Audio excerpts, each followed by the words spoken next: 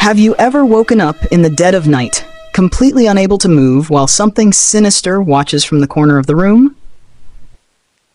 Welcome back to Horror Radio, where we delve into the darkest corners of human experience. Tonight, we bring you 3 spine-chilling tales of sleep paralysis, real accounts from people who've endured the terror of being trapped between sleep and wakefulness. Stick around to the end for a special call to action and a way to share your own horrifying encounters with us. The shadow at the foot of the bed. It was 3:14 a.m. when Jacob woke up with a jolt, or at least he thought he was awake. The room was eerily silent, the kind of silence that presses on your ears. He tried to turn his head but couldn't. His arms felt like they were glued to the mattress, his body a lifeless weight. Then he saw it, the shadow. At first, it was barely perceptible, just a flicker near the foot of his bed. But as his eyes adjusted to the dark, it became unmistakable. A tall, humanoid figure with elongated limbs and no discernible face. Jacob wanted to scream, but his throat refused to cooperate. The figure didn't move at first. It simply stood there, watching. And then, it started to crawl. The sound of its movements was sickening, like wet fabric dragging across wood. Slowly, it crept onto the bed, its weight sinking into the mattress. Jacob could feel the pressure shift as the creature loomed over him. He shut his eyes, silently praying for it to go away, but then he felt it. Cold, bony fingers brushing against his chest. Just when he thought he couldn't bear it any longer, his alarm clock went off.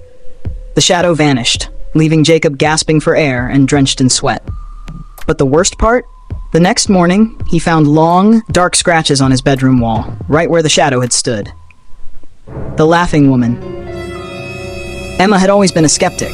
She didn't believe in ghosts, demons, or anything supernatural. That changed one cold November night. She'd gone to bed early, exhausted from a long day at work.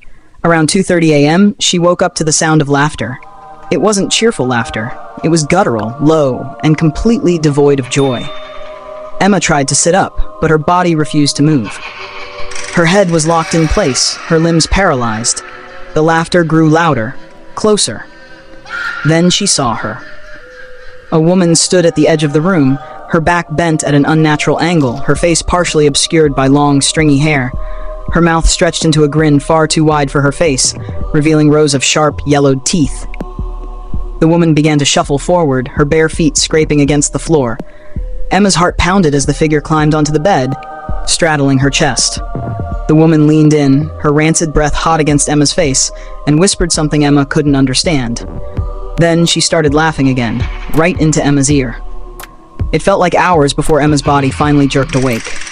She bolted upright, her room empty once more. But the laughter, she could still hear it echoing faintly, as if it had seeped into the walls. The man in the closet. David was 12 years old the first time it happened. His family had just moved into an old house on the outskirts of town. He hated his new room. It always felt cold, no matter how high they turned up the heat. One night, he woke up and immediately knew something was wrong. His eyes darted to the closet door, which was slightly ajar. In the dim moonlight, he could make out the shape of a man standing inside. David's body wouldn't respond. He was frozen, helpless. The man stepped out, his movements unnaturally slow. He was tall, dressed in a black suit, and his face was completely blank, like a mannequin's. The man walked to the foot of David's bed and stood there, tilting his head as if studying him. Then, without warning, the man began to climb onto the bed.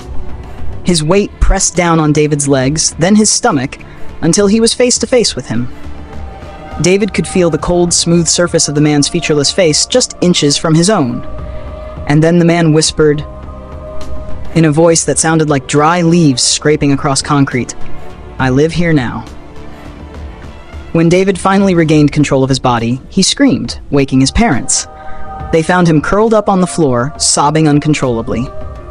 The closet door was wide open, and inside, they found deep scratches etched into the wood, scratches that hadn't been there before.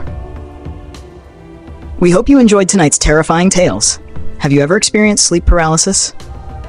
Or do you have a horror story of your own to share? We want to hear from you. Drop your thoughts in the comments below, and don't forget to send us your personal stories through our Telegram link in the description. If you liked this video, make sure to like, subscribe, and hit that notification bell so you never miss a chilling upload from Horror Radio. Until next time, sleep tight, if you can.